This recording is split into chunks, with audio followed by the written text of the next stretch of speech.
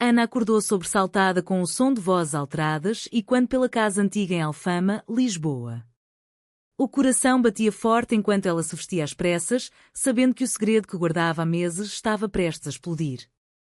Descendo as escadas estreitas, viu a mãe, Dona Isabel, de pé na sala, segurando o telemóvel de Ana com as mensagens para Maria expostas como uma sentença de morte. O que é isto, Ana? Mensagens para outra mulher? Tu és. Isso, gritou Dona Isabel, o rosto contorcido em descrença e raiva. Ana sentiu o mundo desabar, as palavras saíram tremidas. Mãe, eu amo Maria. Sou lésbica. O pai, Sr. Manuel, que entrava da cozinha, parou como se atingido por um raio e, num instante, a casa que sempre fora seu refúgio transformou-se num campo de batalha. A discussão escalou rapidamente. Dona Isabel chorava, acusando Ana de trazer vergonha à família católica tradicional, enquanto o pai balbuciava sobre o que os vizinhos diriam sobre a honra dos Costa, uma linhagem de pescadores e artesãos que nunca suportara escândalos. Ana tentou explicar, as lágrimas correndo pelo rosto, falando da confusão interna que sentira desde a adolescência, das noites em claro questionando porque se sentia atraída por meninas em vez de rapazes. Mas as palavras caíam em ouvidos surdos. Saia desta casa. Não quero uma filha assim, berrou o pai, empurrando-a para a porta. Era uma noite chuvosa de outono em Lisboa, o Tejo ao longe rugindo como sequaça dor de Ana. Com apenas a roupa do corpo e uma mochila improvisada, ela foi jogada na rua estreita, a porta batendo atrás dela com um estrondo final. Caminhando sem rumo pelas calçadas escorregadias, Ana sentia o frio penetrar os ossos, mas era o gelo no peito que doía mais. Como chegar ali? Tudo começara 6 meses antes, num café em Bairro Alto, onde conhecera Maria, uma artista de rua com olhos castanhos profundos e um sorriso que iluminava as noites boêmias. Elas conversaram sobre a arte, sobre a vida em Portugal pós-crise, e logo o que era amizade virou algo mais intenso. Beijos roubados em becos, mãos entrelaçadas em passeios pelo Chiado, mas sempre com o medo de serem vistas. Ana, formada em Psicologia pela Universidade de Lisboa, sabia teoricamente sobre identidade sexual, mas viver aquilo era outro tormento. Ela lutava internamente, amava a família, a tradição, a missa aos domingos, mas amava Maria mais. Agora, expulsa, questionava se valera a pena. Chegando ao terreiro do Paço, Ana sentou-se num banco molhado, o vento do rio cortando como facas. O telemóvel vibrou, uma mensagem de Maria. Onde estás? Estou preocupada. Ana respondeu, contando o ocorrido, e Maria apareceu meia hora depois, de casaco emprestado, abraçando-a forte. Vamos ficar juntas, Ana. Eu cuido de ti. Mas no abraço, Ana sentia o peso da decisão. Maria morava num apartamento partilhado com amigos liberais, mas Ana sabia que aquilo era temporário. Como sobreviver sem emprego estável? Ela trabalhava meio período numa livraria, mas o salário mal dava para o básico. E a família? Os irmãos, Pedro e Sofia, ainda não sabiam. Pedro, o mais velho, conservador como o pai, provavelmente apoiaria a expulsão. Sofia, a caçula, talvez entendesse, mas o medo de dividir a família a paralisava. Naquela noite, no quarto improvisado de Maria, Ana não dormiu. Pensava nas pressões sociais em Portugal. Apesar das leis progressistas, como o casamento gay desde 2010, as famílias rurais e tradicionais ainda viam a homossexualidade como pecado. Ela recordava as histórias de amigos que sofreram bullying na escola, ou pior, rejeição familiar. E se eu tivesse mentido? Fingido um namorado, questionava-se. Mas a honestidade fora sua escolha, e agora pagava o preço. Pela manhã, Maria incentivou a ligar para a família, mas Ana hesitava. Em vez disso, foi ao trabalho, onde a chefe, uma senhora idosa, notou seu estado e perguntou o que se passava.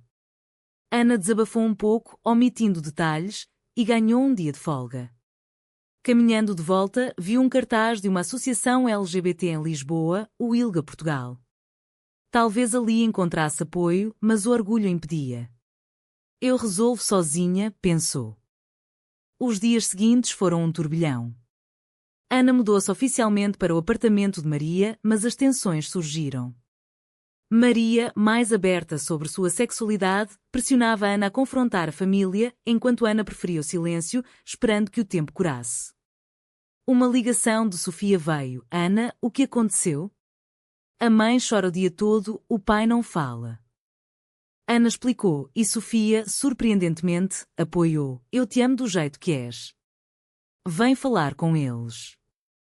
Mas Pedro interveio na chamada. Não voltes, Ana. És uma vergonha. A traição do irmão doeu como uma facada. Ana desligou, chorando nos braços de Maria. Aquela noite, decidiram ir a um bar LGBT no Príncipe Real, buscando comunidade. Lá, conheceram outras mulheres com histórias semelhantes, rejeições, lutas internas, vitórias pequenas. Ana sentiu um vislumbre de esperança, mas o conflito interno persistia. Estou traindo minhas raízes por amor? Perguntava-se. A pressão familiar não parou. Dona Isabel mandou mensagens, volta e pede perdão. Podemos arranjar um terapeuta. Ana recusou, sentindo raiva pela sugestão de cura. O pai bloqueou seu número. Financeiramente, as coisas apertaram. Ana perdeu horas no trabalho por faltas emocionais.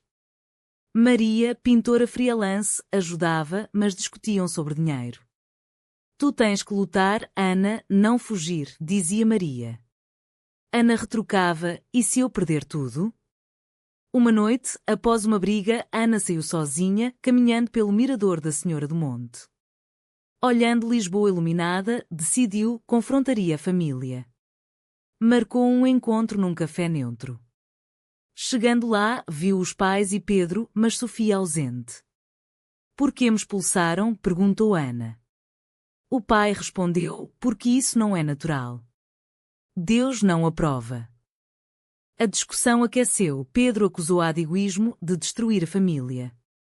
Ana defendeu-se, meu amor é real, vocês é que me rejeitam. Saiu dali mais ferida, mas determinada. Dias viraram semanas, e Ana adaptava-se à nova vida com Maria. O apartamento no bairro Alto era pequeno, mas cheio de cor, pinturas de Maria nas paredes, livros de psicologia de Ana espalhados. Elas construíam rotinas, cozinhando juntas, passeando pelo jardim botânico. Mas o idílio era frágil. Ana recebia olhares curiosos no trabalho, rumores sobre sua orientação espalharam-se após uma colega ver ela e Maria de mãos dadas. É verdade que és daquelas? Perguntou a chefe um dia.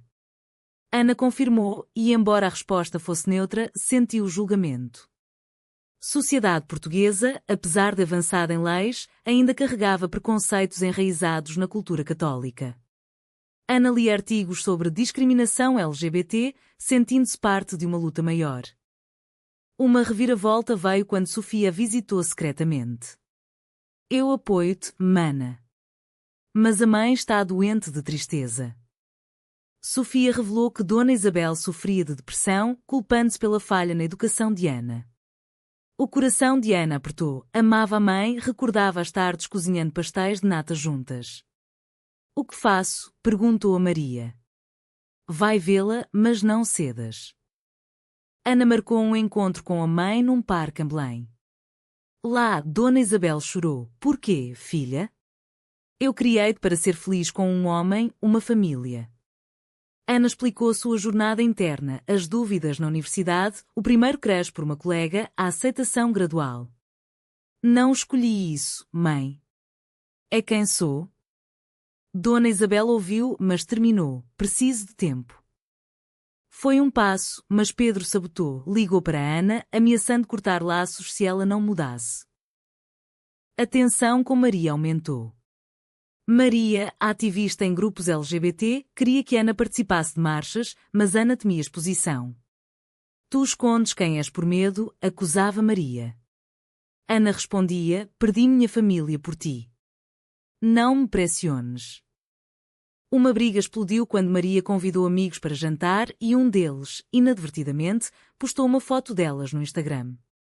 O pai viu, via Pedro, e mandou uma mensagem furiosa, agora todo mundo sabe. És uma desgraça. Ana culpou Maria, vês? Tu não pensas nas consequências. Maria retrucou, e tu vives em negação. Dormiram separadas aquela noite, o silêncio pesado como chumbo. No trabalho, Ana enfrentou mais desafios. Uma cliente conservadora recusou ser atendida por ela após ouvir rumores. A chefe, solidária, defendeu-a, mas Ana sentiu a fragilidade de sua posição. Decidiu procurar ajuda profissional e inscreveu-se em terapia num centro LGBT em Lisboa. A terapeuta, doutora Clara, ajudou-a a explorar os conflitos internos, a culpa católica internalizada, o medo de abandono, a raiva pela sociedade hipócrita. Tu pagas o preço da autenticidade, disse doutora Clara. Ana refletia, valia a pena? Sim, mas doía. Uma traição inesperada veio de Sofia. Num jantar familiar que Ana não foi convidada, Sofia, pressionada por Pedro, concordou em não ver mais a irmã. Ana descobriu por uma mensagem: desculpa, mana. É para o bem da família. O coração partiu-se, Sofia era sua aliada. Chorando, Ana confrontou Maria: todos me abandonam. Maria consolou, mas sugeriu: talvez devamos nos afastar um pouco. Aquilo soou como rejeição. Ana saiu, perambulando por Alfama, revivendo memórias de infância. Decidiu, lutaria pela família. Ligou para o pai, quer conversar.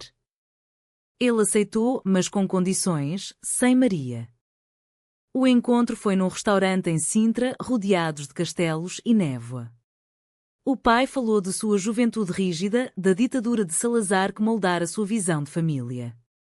Eu te amo, mas isso é errado. Ana argumentou com fatos, estudos sobre orientação sexual, direitos humanos em Portugal. Pedro, presente, interrompeu: é moda, Ana. Volta ao normal. A discussão virou caos, Ana saiu, sentindo-se derrotada. De volta, Maria esperava: como foi? Ana mentiu, bem. Mas internamente, questionava o relacionamento. E se eu sacrificar Maria pela família? Semanas depois, uma oportunidade surgiu, um emprego melhor numa editora em Porto. Ana considerou mudar-se sozinha para refletir. Maria descobriu e acusou: tu foges de novo. A briga escalou, Maria admitiu ter dúvidas: talvez não estejamos prontas. Ana sentiu traição dupla. Sozinha no quarto, chorou pelo que perdera: família, confiança, paz interna.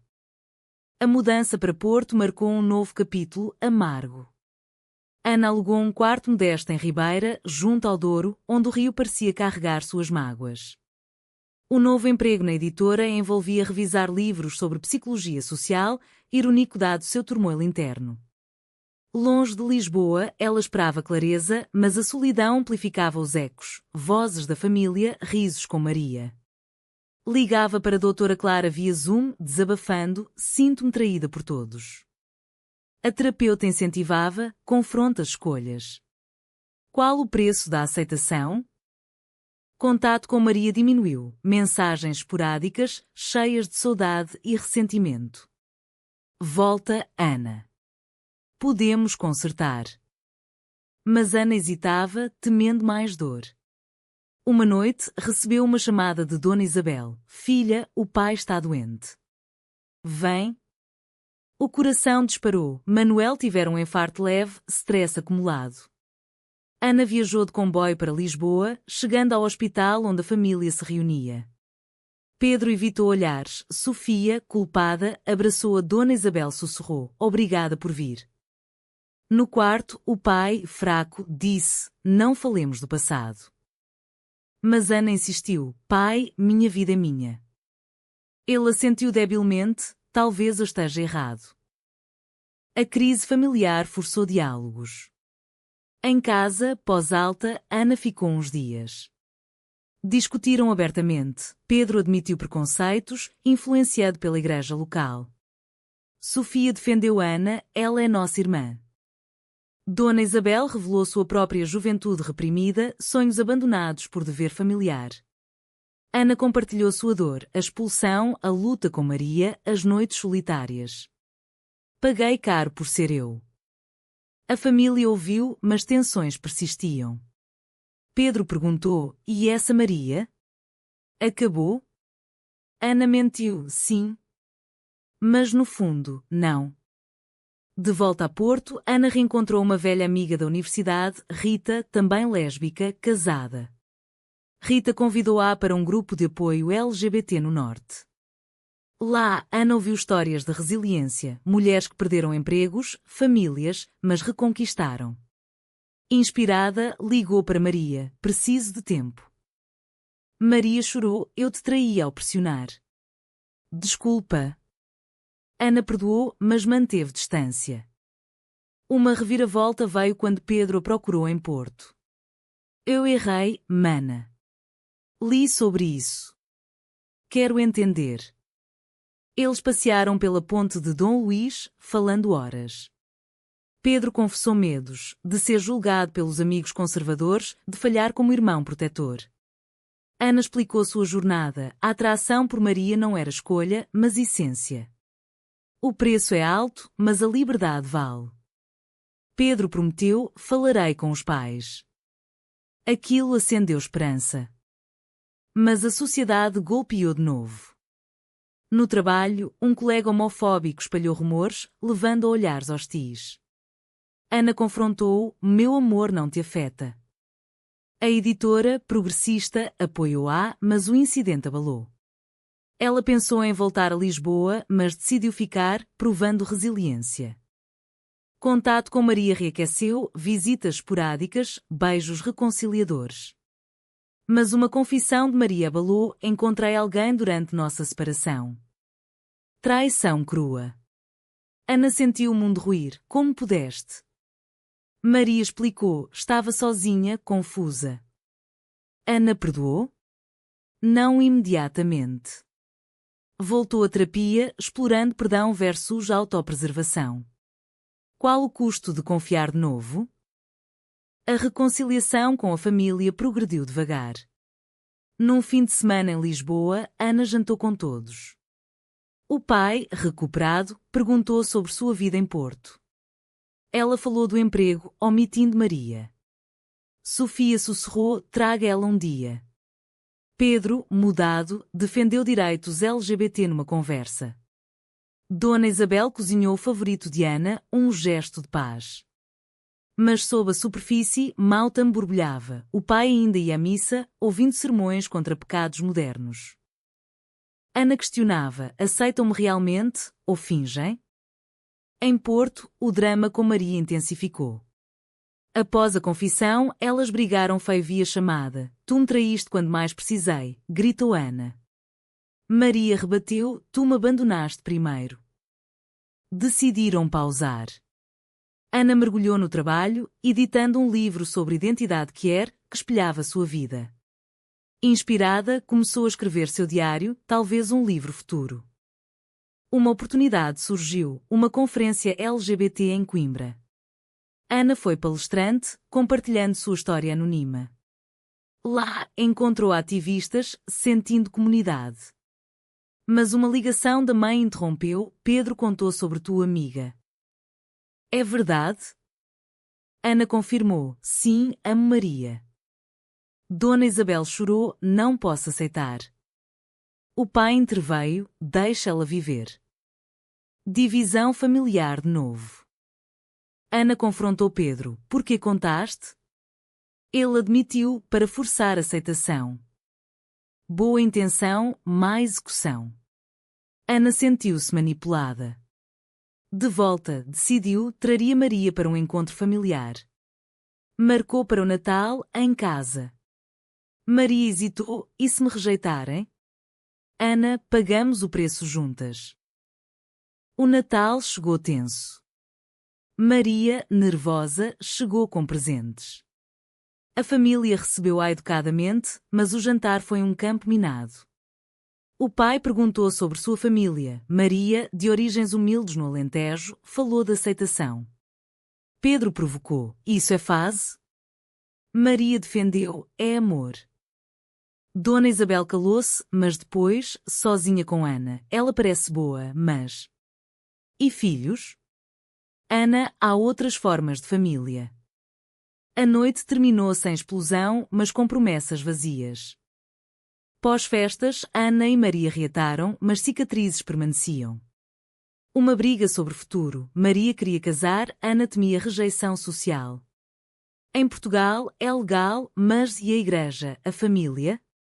Decidiram terapia de casal. Lá exploraram danos, traições, abandonos. Cada escolha tem custo, disse a terapeuta. Uma crise final. O pai recaiu em saúde, culpando o stress familiar. Ana viajou, encontrando Dona Isabel acusadora, tua vida causa isso. Ana rebateu, vossa rejeição causa. Confrontação épica, lágrimas, verdades. Pedro mediou, aceitemos. O pai, do leito, disse, quer paz.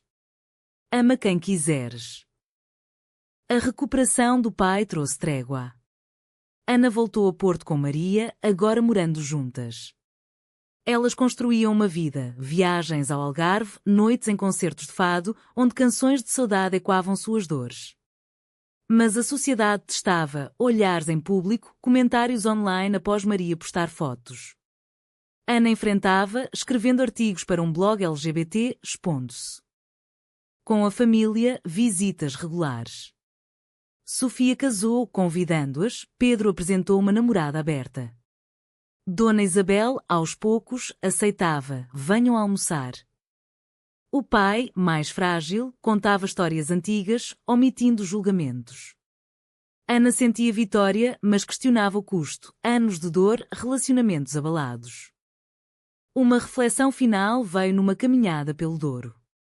Ana pensou nas escolhas, honestidade versus silêncio, amor versus tradição. Paguei com lágrimas, mas ganhei liberdade. Maria concordou, e nós? Mas o caminho não era linear. Uma discussão com Maria sobre a adoção e se a família rejeitar nossa criança revelava medos persistentes. Ana, em terapia, concluía: a aceitação é processo, não destino. No fim, Ana olhava para trás, a expulsão, traições, reconciliações. Cada decisão moldará, forte mas marcada. Será que a honestidade total sempre vale o preço da dor familiar ou às vezes o silêncio protege mais do que revela?